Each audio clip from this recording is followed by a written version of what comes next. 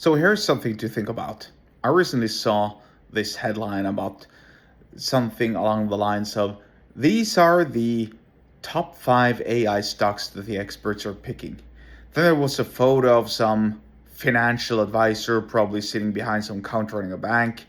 And I assume that this person, a woman in question, was sort of like one of these so-called AI experts, or excuse me, these one of these experts when it comes to picking AI stocks. And you know what? This just got me thinking. These are the so-called money managers, people who present themselves as experts because they're so good at picking stocks that are going to increase in value. Now, if you think about it, everything is going to increase in value, and especially right now. Right now, the market's sustaining a bear. At least that's what everyone else is saying.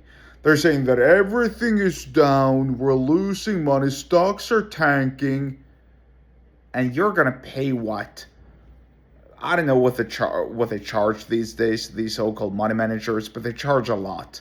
You're gonna pay some overpaid. You're gonna pay some overpaid. You're gonna allow some overpaid pretentious, arrogant so-called expert to suck you dry just because they're better at picking stocks than you, instead of doing what really works, what actually works if you have a long enough horizon and if you have patience. You buy and you hold. Now, hear me out. I'm not saying that you should buy and hold excuse me like you should hold all the cash in your bank account, because then it will only depreciate. But you should do what actually works. Find appreciating assets, invest into, for instance, well, let me be crystal clear here. This is an investment advice. I'm not a financial investor, and this is just my opinion. Just just so we're crystal clear. By all means, don't listen to me. But here's who you definitely don't should listen to: these so-called AI, these so-called investors. Whether they're claiming that they're good at picking AI stocks or other stocks or whatever it is, they're just sucking you dry of your profits. Traditionally and historically, it has always been a good choice to invest in, for instance, real estate, or art, or even crypto, or index funds, or all of those items. Now, once again, I'm not saying that you should do it. By all means, don't take this as financial advice. Consult actually one of these managers. Consult one of these so-called professional financial investors and hear what they have to say. Because I'm sure that they know exactly how to pitch you, and they know exactly what you should be looking into. By all means. I'm just telling you, even though there's costs to owning a house, you don't have to forfeit 20% of your earnings to some investor just because you bought a house. Same goes for the art or for the crypto or for the index funds. Well, actually, that's kind of like a semi-truth. You have to pay a little bit when it comes to investing in index funds, but because it's an index fund and because it's following the index, when it goes down, the fund goes down. When it goes up, the fund goes up. But long term, the index will go up. That's just sort of like an unwritten rule.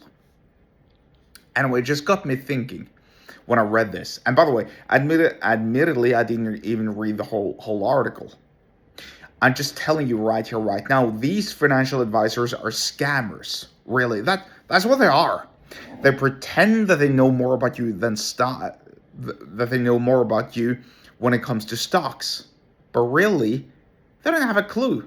They don't have a goddamn clue in the world. Because they could be picking wrong, and they will pick wrong a lot of the time. How many times did you hear something along the lines of, experts are surprised by the movement of this stock? Well, why are the experts surprised if they're so good at picking right? Well, it's because they're not so good at picking right. They're horrible, just like anybody else. In fact, I believe I actually heard some statistic about this once, how most of the experts got all of their predictions wrong.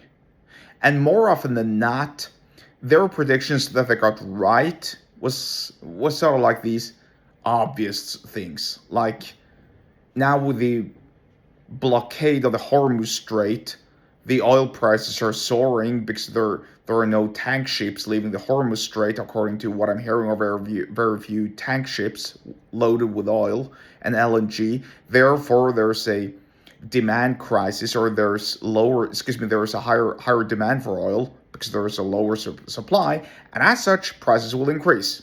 And that's a prediction that everybody knows because it follows logic. When there is more demand than what there is product or supply, the prices go up. Anybody can make that prediction.